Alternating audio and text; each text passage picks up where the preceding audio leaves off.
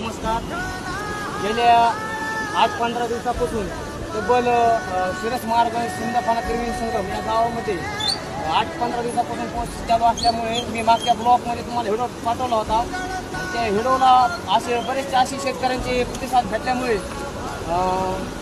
आज पण मी लाईव्ह आलेलो आहे. आणि बघू शकता तुम्ही गेल्या 15 दिवसापासून प्रचंड आपल्या मराठवाड्यामध्ये पाऊस असल्यामुळे शिंदफाना त्रिवेणी संगम या नदीला भरपूर असा महापूर आलेला आहे. मी कालच्या व्हिडिओमध्ये बी तुम्हाला दाखवलं होतं. तुम्ही बघू शकता लाईव्ह या पाण्याचा प्रचंड वेग असल्यामुळे शेतकऱ्यांचे खूप असं नुकसान झालेलं आहे.